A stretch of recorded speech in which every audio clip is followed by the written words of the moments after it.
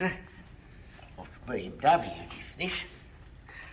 One of them German big square-headed blokes fucking made this thing.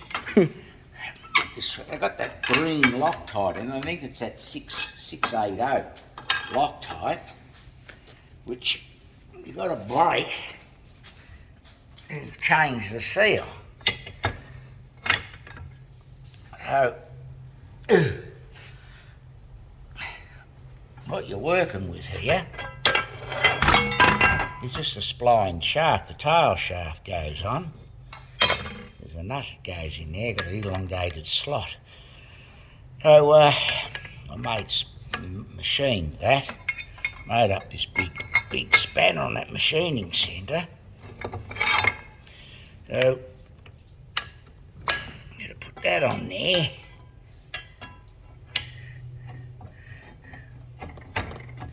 Oh, I've got to do it the other.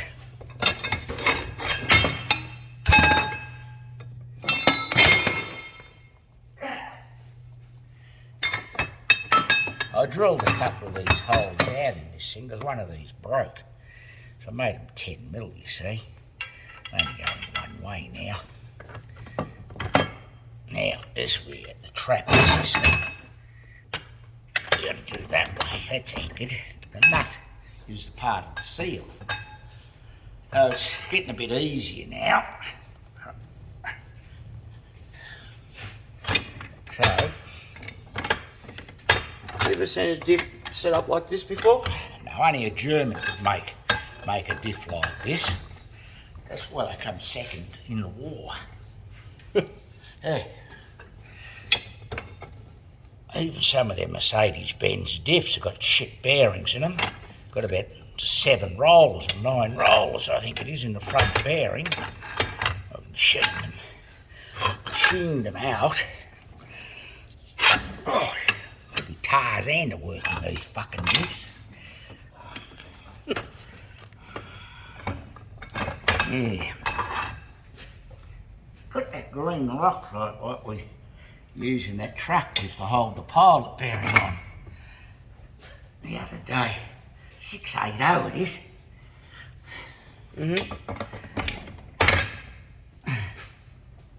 Got a real, very fine thread, this thing. It's about 1mm pitch.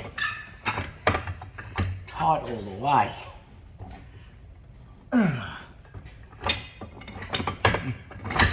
Anyone in their right mind wouldn't think of this.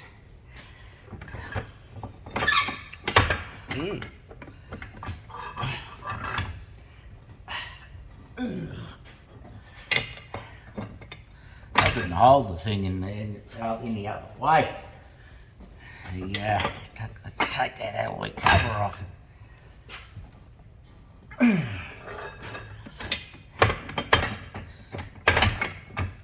Unless you've got the special spanners, you can't work on these things. Yeah, gonna make up special tools. Can't buy them. No. Only the what's in the dealers' workshops have got these spanners, all made for it, and come all the way from Germany.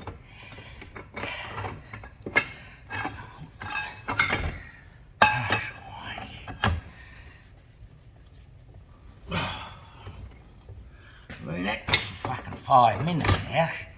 We're coming to an end now.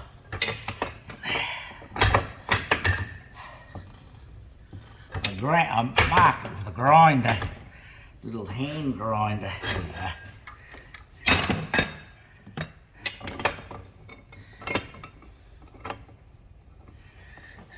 Double X in them.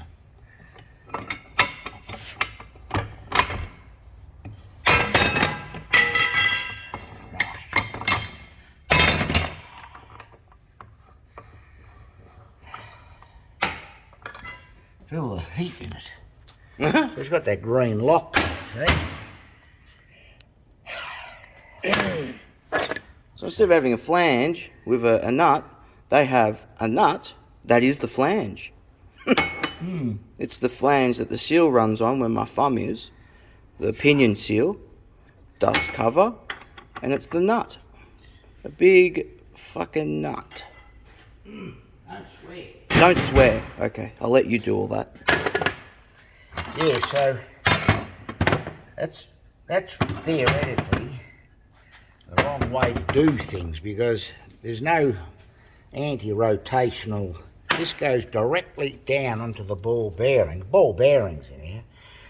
They should be tapered roller bearings. We have altered them. I reckon they get an extra 3 horsepower out of the car or something. But By having ball bearings instead of tapered roller bearings. They've got less friction. See? Now this is your Chinese apparatus to get the seal out. Well, it worked. On that time it did. See if this is the right seal. Looks like it. But always do that, because you could pick with the wrong seal, anything. All we've got to do now, I'll get this thread file and get that Loctite out of the thread, because it's annoying. See, every diff for hundreds of years have had a flange, right? Or a yoke, that's a yoke, with a spline that goes on the pinion, and then there's a nut down in there. Here's another one, a flange. Here's another one off a Ford. But BMW decided to make the nut and the flange all in one. Here's 1.5 mil pitch, actually. I thought it was 1, I couldn't remember. But got all that green looking Loctite in there. We'll just put our ordinary high strength Loctite in there. I don't think there's any sort I've used in the past and never played up. Where is it? 1.5. Anyway.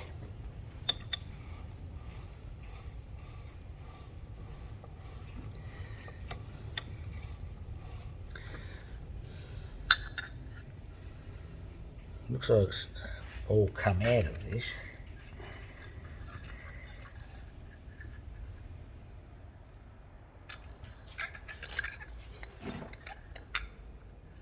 So,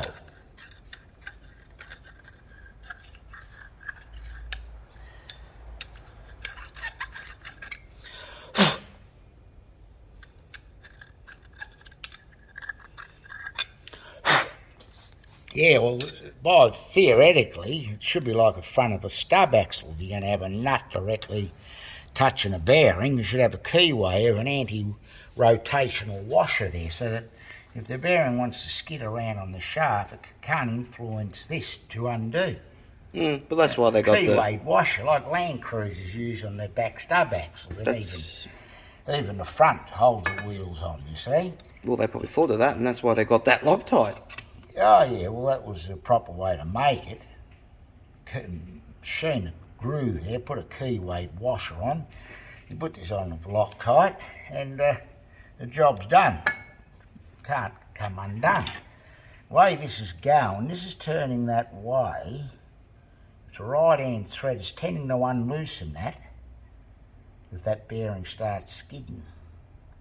It's a wrong method of engineering practices to make this the way it's been made. That's what I'm saying. And as I said, that's why they come second in the war. They thought that they were the superior race. See? Second in the war. Don't mention the war. Anyway, we haven't got our compressor on, but it's pretty clean in there. I'll whack the seal in a second.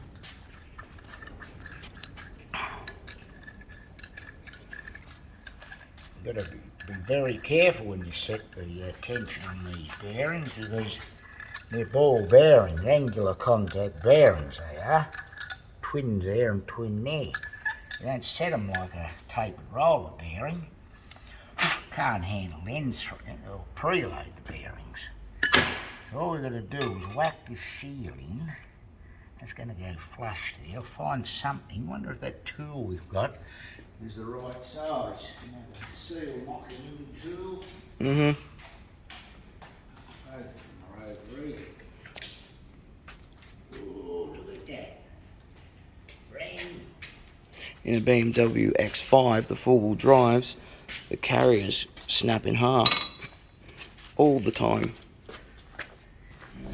X5's good. Yeah, you know the carriers break.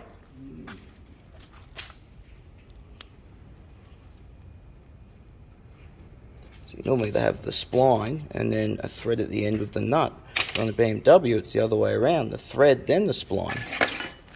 This.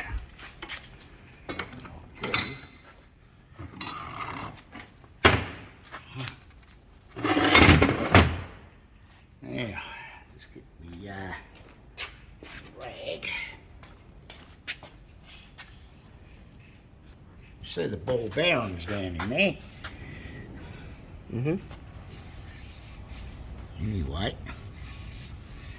so you could have probably done this easier than us under the car. But, so this thing will work. You're just got to make it flush with that. There's no shoulder here. You keep knocking this, it'll go down on top of the bearing. As I say, another wrong thing they made. But anyway, I'll stick a little bit of that Gunga Din on there. Gunga Din? Gunga Din. We should go into manufacturing Loctite, Dad, and call it Gunga Din. Australian-made Loctite. That's it. Gunga Din. What a name.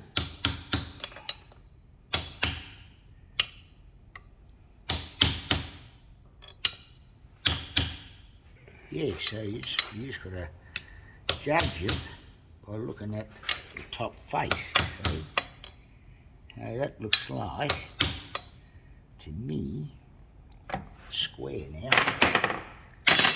So, look at that.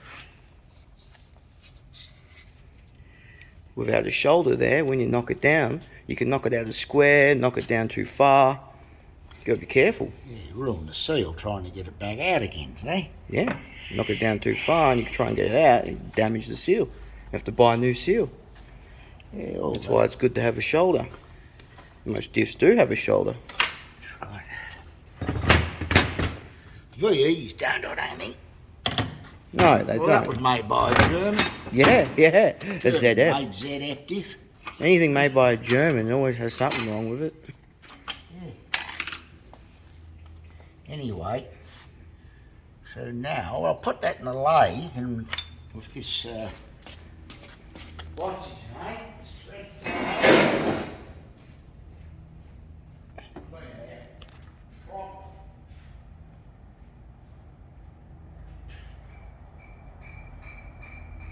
When you put a new seal in, no matter what diff it is, when you go to put the flange back on, with the new seal in there, and tighten up the nut, it's always good to mark the nut with a center punch so you always come back to the same position. Because if you tighten it too much, you'll fuck the bearings, over preload it. Especially when the bearings are worn and could possibly be skidding on the collapsible spacer or the solid spacer, doesn't matter which spacer's in there. If the bearing's been skidding over time and it rubs against the spacer, wears it down in thickness, then when you do the nut up, it'll be over too tight. Then your bearings will fuck up, which is what happens a lot of the time when we get diffs from mechanics that have tried to change the seal. They don't really know what they're doing. Once you tighten the nut up, you always got to turn it, and if it's smooth in your hand, you know you got it right. So, little lock now.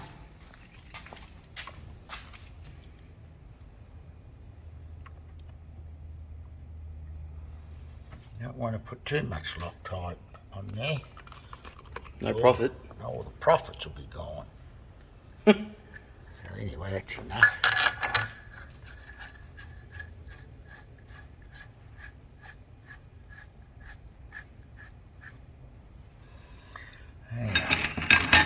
They must think they're pretty smart making a flange and nut as well. Oh yeah. Design engineer probably got a bonus. Yeah. So, now,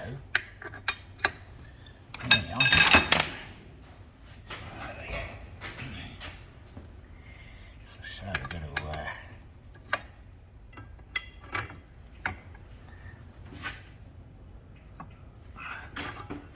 see where that grind mark is.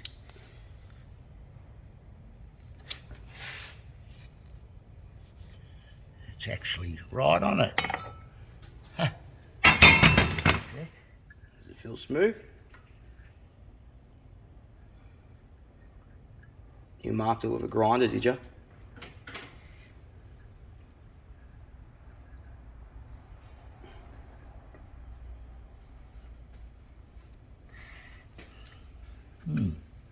Just turn that machine off. We don't need it on anymore. Okie dokie.